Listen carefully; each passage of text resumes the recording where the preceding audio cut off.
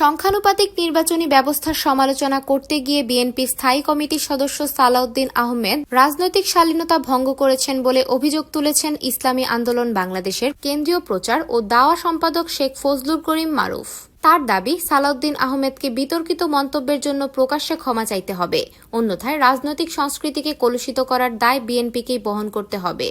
শনিবার দক্ষিণ কেরানীগঞ্জের চুনকাঠিয়া বালিকা উচ্চ বিদ্যালয়ের মাঠে এক সমাবেশে বক্তব্য দিতে গিয়ে সালাউদ্দিন আহমেদ বলেন, কয়েকটি দল সোহরাওয়ার্দী উদ্যানে সমাবেশ করেছে এবং তারা সংসদের নিম্নকক্ষ ও উচ্চকক্ষে অনুপাতিক প্রতিনিধিত্ব দাবি করেছে।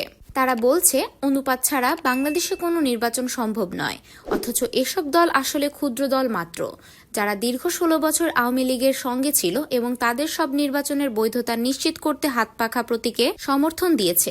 অথচ বাস্তবে তারা কোনো নির্বাচনে সংসদীয় আসন, এমনকি ইউনিয়ন পর্যায়ের মেম্বার বা চেয়ারম্যান পদও অর্জন করতে পারেনি। সর্বশেষ একটি সিটি কর্পোরেশন নির্বাচনে তাদের একজন গুরুত্বপূর্ণ নেতা নিহত হন। সালাউদ্দিন আহমেদের ওই বক্তব্যের প্রতিক্রিয়া ইসলামী আন্দোলনের নেতা শেখ ফজলুল করিম মারুফ বলেন, একজন অভিজ্ঞ নেতার কাছ থেকে এ ধরনের অশালীন মন্তব্য জাতি আশা করেনি। সভ্য রাজনৈতিক পরিবেশে মতভেদ থাকা স্বাভাবিক, তবে তা যুক্তি দিয়ে প্রকাশ করা উচিত, অবমাননাকর ভাষায় নয়। তার মন্তব্য বিএনপির অবস্থানকে দুর্বল ও বিতর্কিত করে তুলেছে।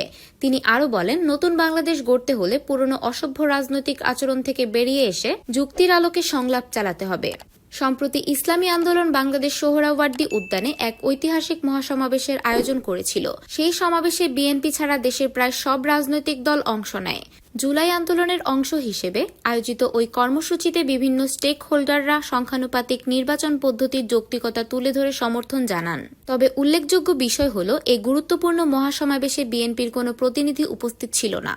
ইসলামী আন্দোলন দীর্ঘদিনের বিএনপি মিত্র দলগুলোকে নিয়ে একটি স্বতন্ত্র ইসলামী মোর্চা গঠনের চেষ্টা চালাচ্ছে। সোহরাওয়ার্দীর সমাবেশটিকে সে প্রক্রিয়ার একটি প্রদর্শন হিসেবেই দেখা হচ্ছে। মূলত সংখ্যানুপাতিক পদ্ধতির প্রতি বিএনপির সমর্থন না থাকায় তাদের সমাবেশে আমন্ত্রণ জানানো হয়নি। যদিও আওয়ামী লীগ বিরোধী রাজনীতিতে ইসলামী শক্তিগুলো বিএনপির সঙ্গে কাজ করে আসছে, তবে কিছু মৌলিক বিষয়ে ইসলামী আন্দোলন ও জামায়াতের সঙ্গে বিএনপির গুরুতর মতবিরোধ রয়েছে।